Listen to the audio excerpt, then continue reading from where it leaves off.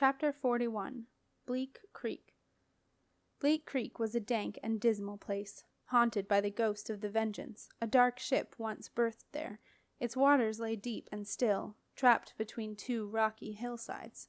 A few stunted trees half-heartedly clung to the gaunt slopes, but most had stopped bothering and had fallen into the water, where they lay rotting, providing a perfect breeding ground for the infamous Bleak Creek water snake, a nasty black squidge of venomous slime, and its equally lovely parasite, the long white leech.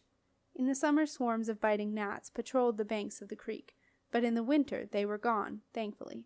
Their absence was more than compensated for by the tiny jumping log beetles, which ventured onto the land once the water grew cold. Log beetles could jump as high as 6 feet, and would fasten their pincers into any flesh they could find and begin to chew. The only way to remove them was to snap their heads off and wait for the pincers to die. Some heads could keep chewing for days until they fell off. Dotted among the sharp rocks that littered the hillsides were a few stone hovels, built by ancient hermits, misfits, and the odd person who had wanted a house by the water, but had clearly suffered from a total lack of common sense. These piles of stones were deserted now, although Septimus knew that at least one was possessed. Not surprisingly, Bleak Creek did not receive many visitors, although this was not necessarily due to its ghostly ship or even to the hostile wildlife and the pungent smell of decay that hung in the air. It was because its entrance was guarded by the notorious bottomless whirlpool. Every castle child knew the story of the bottomless whirlpool, how it was created during a great battle between two wizards in ancient times, how it was said that each wizard had stirred up the waters into a frenzy in an effort to down the other, that they had circled one another faster and faster until they had both been sucked into the depths and were never seen again. Everyone knew that the whirlpool went down into the very center of the earth, and some believed that it went right out to the other side. There were occasional day trips from the castle to see the bottomless whirlpool. These were often a 13th birthday present.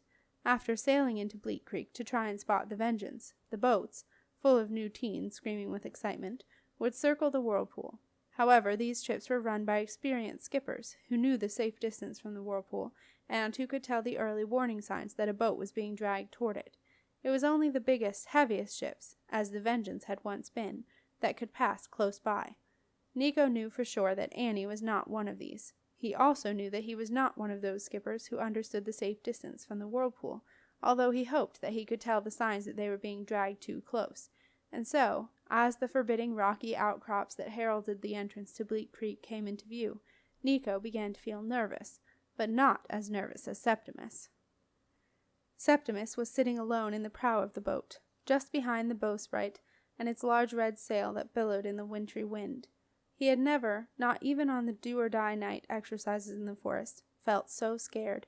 He glanced down at a small sheet of paper covered with Marcellus's neat handwriting that set out some bullet-pointed questions and answers, which he was trying to fix in his head. They were not unlike the young army pre-exercise pointers, or PEPs, that the boy had had to memorize, and then chant before each expedition. This sense of déjà vu added to Septimus's feeling of doom, but it also meant that he fell back into his old young army ways of focusing on survival, and nothing else. And so, as he sat behind the bowsprit, Septimus gazed out on the iron-gray water, and chanted under his breath, learning the responses he must use when challenged by anything dark. Who be you? Some.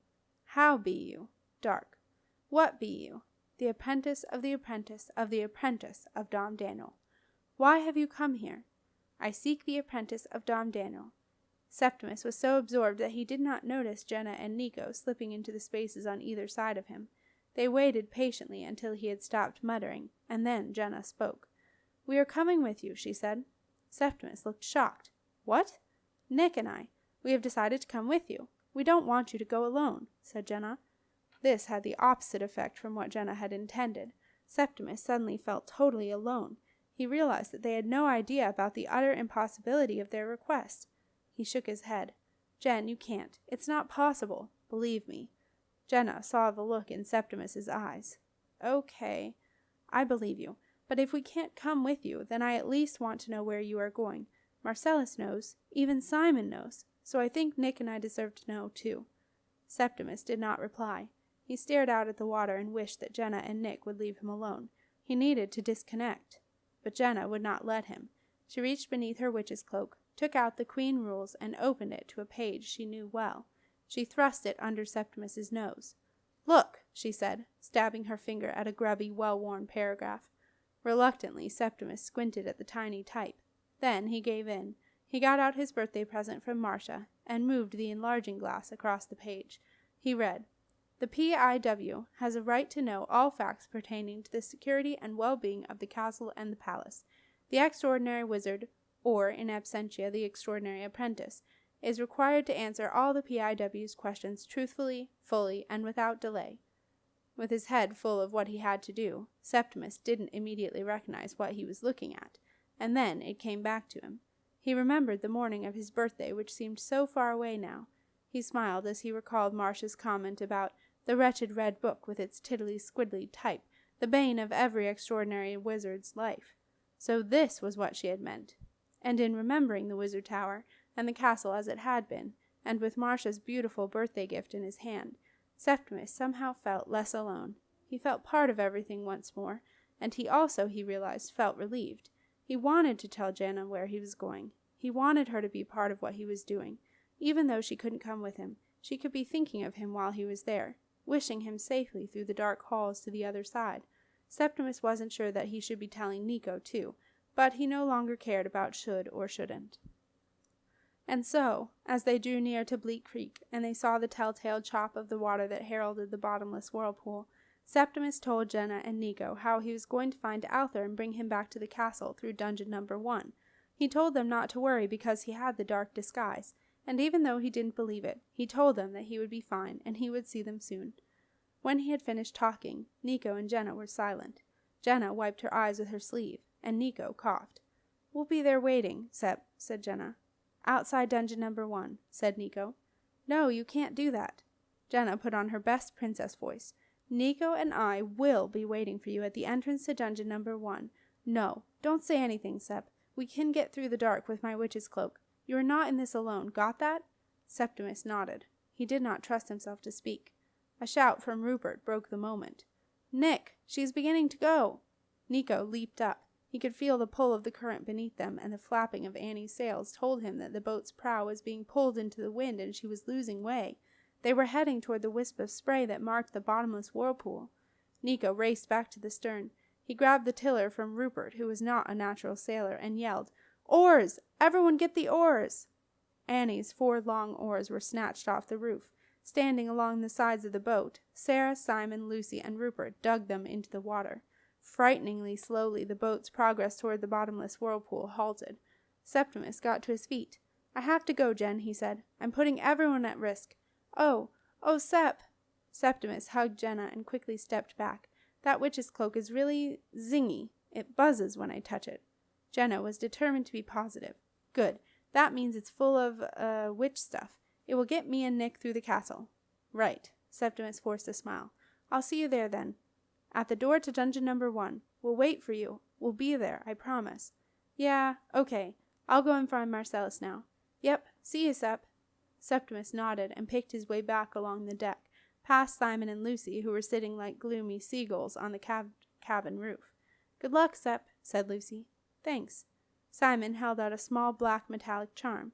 "Take it, Septimus. It will guide you through." Septimus shook his head. Right then it was hard to turn down any offer of help, even from Simon, but he was determined. "No thanks. I don't take safe charms from anyone." "Then take some advice. Always take the left." Septimus reached the cockpit of the boat where Marcellus had just emerged from the cabin. "It is time, apprentice," Marcellus said, with an anxious glance at Sarah. He had just had a fraught conversation with her, trying to impress upon her how she must let Septimus go without upsetting him. He wasn't sure that Sarah was going to manage it. But Sarah did just. She enveloped her youngest son in a desperate hug. "Oh, Septimus, be careful." "I will, Mum," said Septimus. "I'll see you soon, okay?" "Okay, sweetheart." With that, Sarah rushed down into the cabin. Nico and Rupert hauled the little coracle down from the mast and dropped it over the side, hanging on to its rope. The flimsy round boat made of willow and skin bobbed lightly on the water like a leaf. Aware that everyone, except Sarah, was watching him, Septimus gave a tight smile and climbed down the ladder into the coracle. Nico handed him the single paddle. "Okay?" he said hoarsely. Septimus nodded. With every instinct telling him that he was killing his little brother, Nico threw the rope into the coracle and set it free. At first it drifted aimlessly, bobbing merrily as if out for a summer's day paddle on a gentle lake, and then it began to turn, slowly at first, as though it had caught a gentle breeze. Moving steadily toward the wisp of steam at the center of the whirlpool, the coracle began to pick up speed, and like a fairground ride from which there is no return, to spin ever faster as it was drawn inexorably toward the edge of the vortex. And then it reached the point of no return. With a suddenness that drew a gasp of dismay from everyone on Annie, it was whirled into the slipstream of the vortex, spinning like a top as it raced around in ever-decreasing circles. Septimus's green cloak was the pivot around which its tiny black craft spun. There was a final acceleration as it tipped into the center of the whirlpool and was gone. The creek was still. Annie was silent. No one could believe what they had just done.